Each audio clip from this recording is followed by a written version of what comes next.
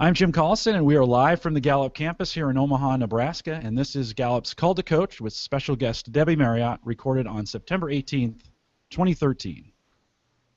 Call to Coach is a resource for those who help others want to discover and use their strengths. We have Gallup experts and independent strengths coaches share tactics, insights, and strategies to help coaches maximize the talent of individuals and teams and organizations around the world. If you have questions, comments, or contributions during the show, we do have a live chat room available. It's right below the video. Or if you are listening to the recorded version, you can email us those questions after the show at coaching@gallup.com. And don't forget to visit the Gallup Strength Center. That's just Gallup Strength Center, all one word, .com, for all your coaching resources and training needs. You can also catch the video and both the streaming or downloadable audio for offline listening to past shows. We make that available for you over at coaching.gallup.com. Jeremy Petrosini is our host today. Jeremy works as a learning and development consultant with me right here on the Gallup campus on the riverfront. And Jeremy, it's great to see you today. Thanks for coming out, and welcome to the show. Thanks, Jim. Yeah, great to be here. If you were on a few moments ago, we were just chatting, obviously a little earlier in the day here, but we wanted to make sure we accommodate our guest today, who's piping in live all the way from the UK there in our London office. So I'm going to give you a few details about Debbie, who is delightfully joining us, and then just kind of let her tell a bit more about her story. But one of the things that you're passionate, we know that Gallup's passionate about, and Debbie, you're passionate about, is coaching others. And so for many of you who maybe caught some of these calls that we've had thus far, one of the things you can update you all on is number of people that have completed StrengthsFinder, which we're just about at 9.3 million. I think in our last call we had just crossed 9 million. So it's exciting to know that's accelerating, not just because people are finding the site or purchasing our books, but because of coaches like yourselves, those of you listening out there today, and the passion you have for people not just discovering their top 5 or their talents and their strengths, but really unleashing them toward performance. And so Debbie Marriott, who's with us today, we talk a lot about that need to to gain a network and build a network of over 1 million coaches in order to help us reach that goal of 1 billion plus people on this planet who would know and discover and live out their strengths. But Debbie had, I think back in 2001, right, Debbie, you founded the organization you're part of now, which is Faith Marriott. Yes. And Debbie's real passion with her organization, with coaching and consulting, is all around performance. And so whether it's coaching or training individuals or their teams, she's very passionate about that. And a few years into her journey, 2005, had the opportunity to come across StrengthsFinder. Just like many of us, it was maybe something a friend or colleague threw our way. We weren't sure what it would mean, but it deeply transformed the way in which Debbie was able to coach and counsel and advise the individuals that she worked with. And so she actually became one of our first kind of licensed external coaches, which that window of time lasted pretty short for who we allowed in, but Debbie was able to kind of sneak through that in 2005, go through some initial training, really help us expand our work there in the UK and throughout Europe, and even partnered with a university in Auckland, New Zealand, in her efforts to drive that forward. So I know since, Debbie, you've been able to coach over 500 individuals and organizations, a myriad of backgrounds from enterprise, schools, churches, even stuff within small towns that you've worked with. So thank you so much for joining us today. And why don't you just lead off with telling us about your journey. Again, the whole idea of these calls is we call them Called to Coach. So tell us about your journey of really feeling called to coach others. Great. Thanks very much. And it's an absolute pleasure to be here with everybody. And it's a pleasure because I come, I think, with a very particular experience in Gallup. Jeremy, I started out, I'm 57 now, and for the first 8 years of my working life, I was working with homeless people in projects in central London. And in that work, I trained in counselling and in communication skills. And obviously that was a wonderful foundation. And at one point I worked very early on with a psychologist. And I had this experience that you could develop awareness of yourself at work, like how you were and how you impacted others. And that could be part of your working life. And that was really at that time unusual. It was in the very early 80s, you know. Mm. Then I did a lot of personal development work. I've done an enormous amount. If anybody's any interest, they're really welcome to contact me. I'll tell them the small number of things they need to do. I feel I did a huge number of things on your behalf, you know, to find out what was best. And one of the things I did was with Landmark Worldwide. And Landmark have a personal development course which was very transformational for me in my late 20s. And I worked with them in my 30s. They were uniquely the organization that started coaching in work. They took this idea of coaching on the field and that you could bring that into the workplace. So I developed myself in one-to-one coaching, and I also developed myself in coaching individuals in groups of 70 to 140 people in a seminar. I ran 10-session seminars for Gallup, and they were designed to impact the individual, not for Gallup, for Landmark, I beg your pardon there. And in 2003, I was running my own business, and I came across the Strengths Finder, and I loved it. It was the first time I found something which was about what I did best. And what I did best was really not obvious to me. I just did that stuff. But when I did the strengths work, I thought, oh, yes, I do that really well. Goodness, yes, I'm outstanding here. And I hadn't seen that about myself before. So that was utterly fresh. And the consequence of that was I reached Gallup. I did everything within my strengths, Jeremy. It's one of my things to be able to just get in motion. And I reached somebody who was just great. And he said, we have a lot of people approach us and we don't train independents. And we talked for a short while and he said, let's try it. So really, I've been the experiment for what's now starting, and it's been an Debbie, what are your top five? Experiment. My top five are activator. Activators just get things going. Individualization, which is I'm fascinated with what's unique about people. My way of working is very like person to person. Command. I find it very easy to take charge. Strategic, which means I'm always looking at the big picture and the best way through. And arranger, which means I love juggling, and I share that with Jim, who's on the, doing all the upfront stuff of the call. So it was great. It was great discovering that. It was then great training in that, and I truly appreciated that we had that opportunity. When you discovered your five, and then as you were just starting to share with us too, kind of had the opportunity to come here to the States, go through some training. What is it that you feel like changed most about the way in which you coach others? So again, you talked about you had the opportunity to counsel, whether it started with homeless or the young girls you worked with. But how did your style of coaching and advising and counseling, how did that change once you discovered those five things about yourself? I think there's something about the degree to which coming in from the outside as an independent, you have time with people. When you're managing somebody, you have years to start to understand their style and how they work best.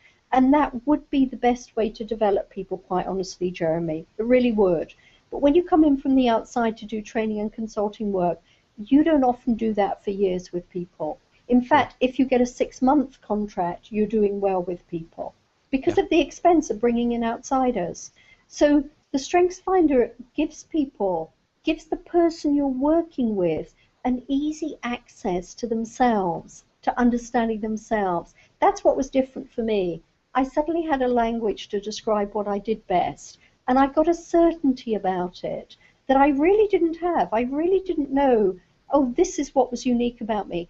I had the joy of hearing Don Clifton on a video, obviously he wasn't alive, but he was on a video talking about the strengths, and I've noticed it's been mentioned in other previous webinars. Sure. This thing he said, on this video, he was like this. There was a moment when he looked out and he said, there's some things you do, and you do those things better than 10,000 people would do them. And I absolutely got that. It's like we are unique. We uniquely contribute something to everyone else. It's very defined and it's narrow, but we are absolutely superb where we're doing that. And then being able to contribute that to others. that was very special to Gallup. I was masterful in coaching before I had the license with Gallup. Sure. But coaching others from where they're best, that was absolutely new and fresh. So, Debbie, talk a little bit to, you mentioned that one of your top 5 signature themes is command. And so talk a little bit about that. What, again, maybe how you first felt when you saw it. Did it give you new freedoms with that?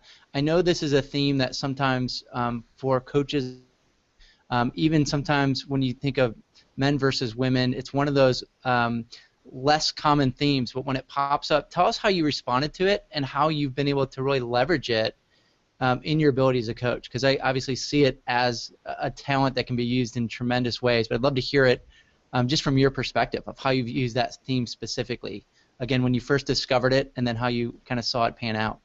Oh, yes. Thank you very much, Jeremy. The perfect one to choose. Well, it points to a number of things, actually. One of the things it points to, Jeremy, is the value of getting trained with Gallup, because one of the things you get access to is information like, I think I'm remembering right, that command next to discipline, in terms of what comes up most in the top 5, I think command is really at the bottom. I think discipline might be the very bottom and command is the next bottom. So I'm bringing something that most people don't do. Most people don't take charge the way that I do. And the challenge for me in life has always been that people felt I was bossy, or I took over, or I was too much. And I spent a lifetime trying not to be those things, particularly as a woman. Mm-hmm. Mm-hmm. I tried so hard to be charming and gracious while I wanted to tell them what to do. And it was a relief to find out, no, I do this really well. There are places where people do really need to take like that, and I should make sure I'm in those places. And then there's a bunch of places, like even here, Jeremy, I have to make sure, oh, don't take over too much. You know, you're not running this. Somebody else is running it. In your bits, do that well, but in the other bits, let it go. And I think when you get good coaching in the strengths, one of the things you get good at is understanding people can do this thing of doing their strengths too much for others. And it's very good to explore how do you use the strength so it's positive for other people. And that was one of the things Don Clifton said. Like, your strength has to have a positive impact on others. And when you first get your strengths, it's good that you just love them and that you just you're that good at things and that you expand yourself doing them. But at some point, you have to start to accommodate, is this positive for other people?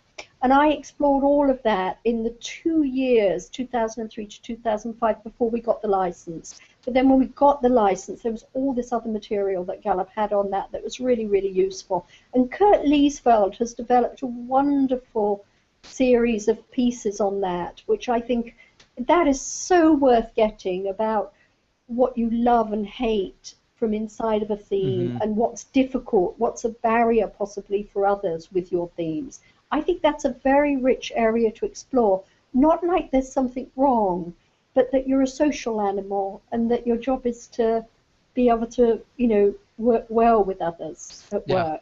No, yeah. and you're right. Every one of the themes, and I appreciate you letting me pick on command a little bit, because it's one I think, especially for individuals when they try to figure it out, or even as coaches, I think every one of those themes has kind of that sense of what do they value, what do they bring, what do they need. And as you know, and you just referenced, but the cards that we've been able to create over the last few years, those theme insight cards, really are powerful. I know that's a tool that many coaches have referenced, and those are available online. But they, have really talked about just the insights that it gives them, not just for themselves, but for others, to see both the positive and negative. And I think too, I'd love to hear from you too, Debbie, just in general, tips and tricks that you've kind of used in coaching. Because I do see, and it doesn't need to filter through your command, but I do see coaches with command in their top 5, or even when it's really high, you have the ability to give advice in a way that pushes a little bit, but instead of just kind of waiting, for me to keep going, well, what are you coaching me and how are you helping me? I would assume your command really is able to kind of help your clients move to a decision or move to action. I'm sure your activator kicks in with that a little bit too to help be a catalyst for that. But when you're coaching individuals, and this could play over to teams as well, but specifically with individuals, what are some common things that you find yourself doing often as far as kind of key tips, whether it be questions you ask or things that you do to just fuel that conversation? Jeremy, sorry. The most important thing, I think, is listening. And I think one of the things that's very interesting about the Strengths Finder is to consider that you really don't understand the other person, even though you know their 5 themes and you've read it very carefully and they've said to you what really resonates, because you don't understand what the nuance is for the person themselves. But you do understand how unique you are. You do understand how it expressed something really special for you. And I think we don't listen enough. And I think if we listened more and deeper, people have insights themselves. They don't need yours. If you give people time, actually their own brain comes up with the answer for what they're dealing with. Then you were asking me a little bit about how do I work with my command when I'm working with people. In a one-to-one situation, it's possible to say something. I was coaching somebody the other day who's moved into a new position as a partner in one of the large accounting firms. Okay. And he's come from outside, and he just was like looking at that whole experience. And it was hard for him to connect with everything that worked in what he'd done, because he was sort of struggling with, do I like this? And as somebody with command, there's a way in which I can sort of say, listen, really you're quite privileged. You've got the job of the dreams, you've got the salary of your dreams, you're working in the organization of your dreams. You could just enjoy your life. And he sort of laughed and sort of said yes. And so that sort of straightness, I was working with this executive and he was rowing with another executive, and it one-to-one I can sort of say, you could just grow up, Yeah. You could stop behaving like a sibling. Jeremy, let me I'd never do that in a group. Debbie, let me break in on that, because we have a related question out there from Drew in chat, and he's also asking, competition is another one of those strengths that can be aggressive in a coaching situation, right? So he asked, how do I leverage competition, number 3 on his list, with others without putting them off? Yes.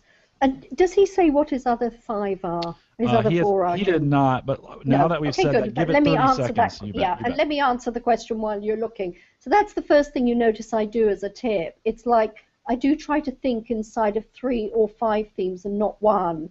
And because there's always something you can leverage from the others. Then, Drew, the interesting thing is I have competition at the bottom. Understanding your bottom 5 is really useful to see the things that you don't like or you avoid, or to then be able to pull your top themes to that area. So I used to find competition very alienating. I found it difficult that people were behaving like that, in the way that people find command people quite difficult. This is the thing. Inside of competition, you want them to win, I think. There's some way in which winning for them through the work you're doing is really your passion, and finding the way to do that is senior to you to beating them personally. Unless, of course, you were working with me as a coach, and we were coaches working with somebody, and then you would want to beat me. And to be honest, you would. I'd never compete with a competition person. I couldn't possibly do it as well as them, and they're attuned to winning in a way that I just don't realize that mattered until they've done it. And then I can see, wow, like watching the Olympics, it's like, wow, those people are doing something amazing. I hope that helped. I hope that answered, Jim. Yeah, so Drew just gave us his other 4. So he comes in with strategic, achiever, deliberative, and learner. Well, I think, if I were you, Drew, I would just think there's something, the question comes from something, I think, to do with being strategic. I think I connect with it from there. And then I think probably you're dealing with your deliberative, like needing, worrying in some way, like being cautious. That's good. Be cautious. You know, be cautious with your competition. That seems like really a good way to do it. But trust you are highly competitive. Trust that you're going to win, and trust that you can find a way for them to win. And that's what you're trying to do. And that's where you can take the risk. You know, do ping back to Jim if that's been helpful, Drew. Will do. I'll watch the chat. Another related question to that, and this is the first time we've seen this on the show, but I've heard this question before. And how do you handle a coaching client that seems to be having a difficult time accepting their top 5? Oh, yeah. People always, when people are senior or they've done an enormous amount of this sort of work, most definitely executives, most managements, most leadership teams, people have done 4 or 5 different models. The strengths isn't the first thing they've come across. So the first thing is they have to pull themselves into how is this uniquely about me, not the whole paragraph, but which sentences really connect. I've once in everything I've done met somebody who didn't want to share and didn't want to talk about it and felt it might be used against them. Very occasionally I've had one person say, I really don't get this theme, and quite honestly often it's input. I don't know why that is, and that's the sort of thing that it's interesting in a Gallup training to find out about. Gallup do know all that stuff, and they can feed all of that stuff back. So in answer to the question, I think what matters is people may only be able to engage with 3 or 4 of their themes and not 5. What matters is what did they understand. The really important thing is what did they see versus the knowledge you've got about the theme that you want to give them. That's the key thing. And Debbie, I like the way you're framing that up too, because it comes back to your point that what you would encourage other coaches to do and to do more of that you've been successful with is listening, right? Yes. And so the way we listen is asking questions. So when someone's saying, you know, I don't like that I have theme, you know, achiever, it makes me feel like I'm a workaholic, and it's validating, you know, stuff that I maybe am not crazy about myself. Instead of you being the coach and just giving me an answer, I like what you're saying, because part of it is asking me, the individual, more questions that enable you to listen and for us to listen together, that I'm essentially helping come up with the answers. So talk a little bit about that too, and Jim, again, then I'll let you just interject with more questions here as they're popping up. But with that advice, so the advice for people to listen intuitively as they coach, talk a little bit more about that, or any other advice you want to give listeners as far as how they develop themselves in this component of really being a great listener, being a great advisor. I think the important thing on listening is to notice how much you don't do it. And the only way that you notice that you're not listening is you notice that you're talking to yourself about something. You'll notice that something else is going on for you, that you're worried about something, like you're worried about how you look, or you're worried about what you're going to say when they stop talking. And if you just notice all of that, you'll notice you're not listening, and then you start listening again. And to be honest, I think the best work on listening is done by Landmark, just to be honest about that. I think it's really worth people looking up that work. Landmark is the organization? Landmark Worldwide. I led seminars for and worked with, and I think they do some brilliant personal development work. But Jeremy, just ask me again, because there's just something you were saying. When you said that thing about achievers, I just thought, I don't often hear an achiever say that. I think they feel it, but they don't often say.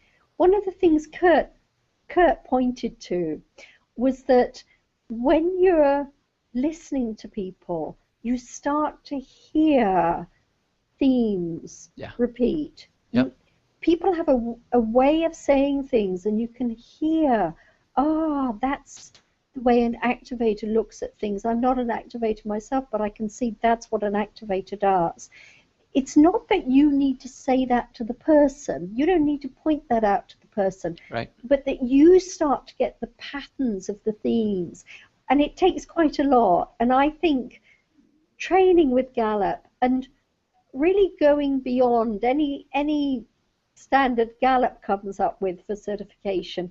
Going beyond that, having everybody in your family and friend network do the strengths, and coaching people for free so that you can hear the themes is an incredibly good starting place. Offering your coaching all over the place to all sorts of groups who could use it, but they can't afford to pay for it. I think that's wonderful. Yeah, and you've mentioned that certification piece a few times, and even Kurt Leesveld. I know we've done one of the previous shows with Kurt. He will obviously, if people have been on the site to look at courses that are available, he's actually going to be in London leading a coaching course, an accelerated course, the week of October 7th. Yes. And there's other courses available too, and I know that's one of the things that comes up. And again, the intent of these calls is not to just plug everybody with details on marketing. There's a lot of great stuff out there and resources where you can connect with our team offline. But just to point you to that, with the GallupStrengthsCenter.com website, it does have a lot of the coaching courses on there. Debbie's obviously been talking about kind of that license or certification, and we referenced it in 2005, and I said it kind of was short-lived, because then we realized maybe we don't want to have a lot of external coaches. That's the piece too that many of you know this, but many of you might not be familiar with. But we changed our philosophy on that this last January. So these external classes that we're now offering, I know we have at this point even over 100 individuals who are ready to now be certified. They've gone through the training and done the different components of what they've needed to do. But it is a new philosophy of ours to equip, again, people, Debbie, like yourselves, or as you're talking about the certification, I didn't want people to think it was something we, you had honorary kind of grandfathered in privileges that they can't access as well. But we do now have ongoing courses, resources, kits available to help people develop. And like you said, for many of them, whether it's ways that they can use that in their community and volunteer with people, or it's, again, building their own coaching business, like what you've done, to be able to come alongside leaders and managers and their teams to really help them drive toward performance. Yes. So, Jim, with the Jeremy, time I think, go ahead. If I can just jump in, I think also there's another opportunity there, which is, coaching really is often the preserve of the executive, the leadership teams, the senior management. There often isn't the resource in an organization to provide coaching throughout the organization. But the people who are most interested in being coached are right at the bottom. Yeah. People newly in their first 10 years in the job, they're hungry for everything they could understand and bring awareness to about themselves and expand. And this is the most outstanding model for that, because it focuses on what you do best. So you orientate your whole career around what you do best. And Gallup have developed all this work also in the academic field, which is incredibly useful. So I think it's worth expanding that invitation to people in companies who may not be that senior, but they would love to coach, and they can see they could start building a program for developing from the coaching from the bottom up in their organization. I think that would be utterly rich. And then, to be honest, I think a lot of seniors are very uncoachable. I don't mean that badly. I just think when you're very accomplished, you don't really need coaching in much. You've worked it out yourself. But coaching others and being good at coaching others, and again, this is a very simple way in. You don't have to know the thing. You just have to be willing to engage with what the other person sees about themselves from doing it. You don't have to be that knowledgeable yourself about coaching, but you could get really interested in coaching in this methodology. Sorry, Jeremy, I took over a little bit. No, you're fine. That's great. And in the post show, Debbie, we'll come back to that, because I want to hear ideas that you can share with the listeners on just how do you reach that, how do you tap into that or market to those individuals that are kind of frontline or starting out in their careers. So, Jim, I know we're coming to the end of the official time here, so I'll let you interrupt this here. As we come in for a landing, let me ask one more question, because I think this we'll go over just a little smidge on the show, on the recorded show, but I think it's an important one, and it's a good question that Kim asked out there. She asked, Debbie, how have you calculated ROI for individuals or companies using StrengthsFinder? Because I think that's a big question our coaches ask all the time. How do you justify that inside the enterprise or inside a small business or even with individuals? Some of the costs associated with it. How have you done that just in your coaching? That's such a great question, Jim. And that really points to something about working from your strengths, Jim. I'm hopeless at that stuff. I've got almost no interest in it. I don't know how people do that. I'm not in a large organization. I know Gallup do that really well, and I love hearing their stories when they tell me them. I'm a real activator. I'm a real, listen, let's all get going. We haven't really touched on the range. Once it was clear that there wasn't going to be a large number of people who were certified when I started, really, I just ran all over the place. I went to large organizations. I've worked in some of the largest organizations in the world. I've worked in really entrepreneurial startup places. I've worked in schools. I did this whole piece of research in New Zealand. I've run all over the place saying, do this, it's great. You'll discover what you do best. You'll do it even more. It's fun. Do this. And that's me, Jim. That's how. So what's the return on investment? People seem to be happier. What happens, Jim, is people do the strengths. They love it. They want everybody around to do it. That is magic, Sorry. All right. Very good. Yeah. We, as I mentioned earlier, we will kind of bring this in for a landing on the recorded show. If you are listening live, don't go anywhere. We've got a dynamic. We're going to answer some more of your questions in the post show. One of the advantages to coming out and joining us live, are live every 2 or 3 weeks, and out here at coaching.gallup.com, and have some great live interviews for you as well. So make sure the next time comes around you join us live. But want to remind everyone to take full advantage of all the resources we have available. Lots of questions around this. If you have a question about anything and you're anywhere near the web, just head out to GallupStrengthsCenter.com. And, of course, you can always send us your questions or comments out at coaching@gallup.com, and you can catch the recorded audio and video of this show and all the past ones. We have 5 ones out there in the past as well out at coaching.gallup.com. We're also looking for guest bloggers over at our coaching blog now. We've opened that up to you if you're interested in submitting a post for consideration. If you don't like writing or that's a struggle for you, we'll even pair you up with a writer and an editor to help that happen. And so get that information to us. You can contact me, coaching@gallup.com, and you might be our next guest blogger on the Coach's blog. We want to thank you, Debbie, for coming out today and joining us for this. You're going to stay around, so don't go anywhere. We look forward to the next call to Coach. Jeremy, what do we have coming up here in the next couple weeks? Yeah, so our next call, again, if you've been with us through the summer months here, we had continued these calls at about every 2 to 3 weeks, and we're going to continue them now. We're 2 calls a month, just continuing to make sure we're exposing you to what's going on, whether it's external experts, people within organizations, coaches like Debbie that are independent. Our next call will be October 4th. That'll be noon Central here in the U.S. And one of the things I'm real excited about that call, Jim, is we've got actually a coach who's going to actually be also bringing with him one of the clients that he's coached. And the coach we're bringing on is an individual by the name of Roy West. And Roy is the CEO of Roy West Companies, which he started a few years back in 2008. But prior to that, Roy had spent 15 years with Marriott Vacation Club, really driving engagement, strengths, leadership development, leveraging a lot of Gallup science there, but now launching his own company. And one of the individuals that Roy's been able to coach is actually a coach. He was an assistant coach for several NBA basketball teams, but the Detroit Pistons, when they'd won 2 of their championships, he was a coach alongside them, and then and Coach Brendan Surr is his name. But Coach Surr has been able to kind of come alongside professional athletes, many that have been nominated then into the Hall of Fame.